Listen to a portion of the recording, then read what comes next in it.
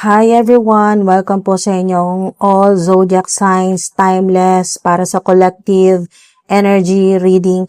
Kahit anong zodiac sign ka, kung nagre-resonate sa'yo, mensahe mo to, kunin mo lang yung para sa'yo at iwan ang hindi. Bago po tayo magsimula, quick announcement lang po. Kung gusto niyo po suportahan ng channel at readings, may affiliate link, super thanks, coffee link o pwede rin po sa GCash or PayPal. Makikita niyo po lahat yan sa description at pinned comment. Perfect po ito kung gusto niyo po magbigay ng tips or donations or suporta sa channel. Maraming salamat in advance.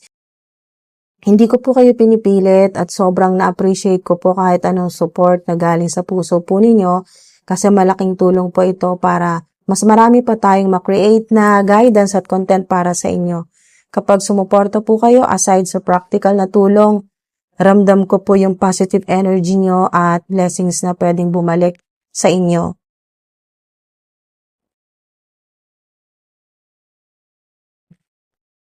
Ngayon, ang reading na to ay focus sa money, career, work opportunities at financial progress. Tingnan po natin kung ano ang energy para sa inyo. Relax lang, absorb mo lang yung mensahe na para sa'yo. Ang unang energy, everyone, bright at promising. The sun signals abundance, opportunity at success. Yung araw po, sun. Mga posibleng senaryo, may paparating na bonus, project o extra income or bagong mga kliyente, opportunity sa trabaho o career growth, may positive breakthrough sa online platforms o freelancing. Focus lang sa optimism mo, maging positibo, mga ating dude, kahit may challenges before, may light sa dulo ng tunnel. Signs related sa sun energy, pwedeng horse, kabayo, child, sunflower, sunny day, morning, parang signal na fresh start at blessings incoming. Pero hindi mawawala ang konting worry or pag-aalala or stress. May energy ng anxiety o stress pagdating po sa pera. Overthinking sa bills, investments o future money, nawawala ng tuloy-tuloy na confidence sa sarili, may nagdadalawang isip sa next financial move. Ito po yung advice po sa inyo ng mga cards para po sa inyo, huwag masyadong malunod sa takot. Take deep breaths at assess your options carefully. Hinga po kayo ng malalim at saka nyo po isiping mabuti yung mga options po ninyo. Maraming repeating 8 na numero dito. 888 energy, sign ng money, frequency at manifestation at abundance. 8 of Wands. Okay? Maraming repeating 8 dito. 888 energy, sign ng money, frequency, manifestation at abundance, prosperity. Mabilis na communication, mga mensahe, or opportunity coming soon. Kailangan ng skills, focus at dedikasyon para sa career o side hustle o mga part-time jobs po ninyo. May temporary restriction o mental block, pero kaya mong lampasan basta may diskarte ka. Tip, yan po sa inyo. Focus sa actions mo, wag pure overthinking. Small consistent steps ang magdadala sa'yo sa resulta.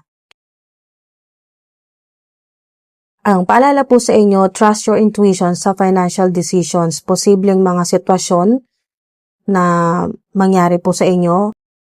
May bagong offer pero kailangan mong i-research. May investment o opportunity na kailangan mong suriin mabuti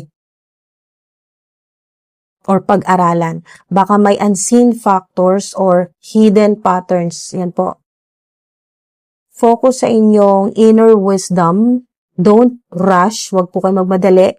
Mag-observe muna, mag-analyze, at trust the divine timing. May reminder na kung naniniwala ka sa sarili mo at sa positive energy, may chance ka ng recovery. Recovery, may katulad po nito.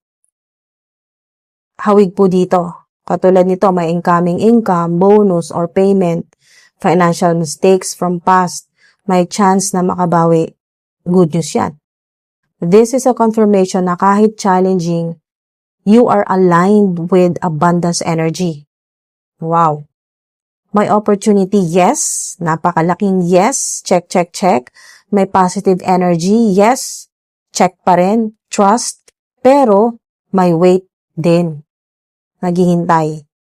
Meaning, darating ang pera at career opportunity, pero hindi pa agad. Kailangan mo maghanda, focus sa skills, mindset, at financial habits habang naghihintay ka. Ateng dude, divine timing is real. Sobrang totoo. Ready ka dapat kapag dumating yung chance. May energy ng surprise or unexpected events sa career, money. Ito po yung advice po sa inyo. Be alert sa bagong chance. Review nyo po muna, okay, yung inyong intentions o yung motives po ninyo sa pera. Review your intentions at motives sa pera. Alamin kung saan ka talagang gusto mong umangat. Remember, Divine Universe may align things in ways you don't see yet. Okay? Hindi nyo pa nakikita. Kasi nga, siya lang nakakaalam ang Divine Universe. Ang higher power, so to speak, as above, so below. So, ito po yung mga lucky numbers po ninyo, signs, names, initials.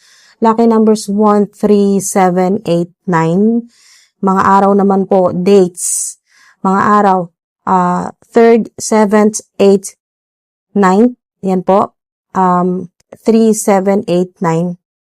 Signs, symbols, coins, signs, symbols, coins, keys, butterfly, dragonfly, moon, initials, B, D, F, H, P. Ito po yung mga pangalan.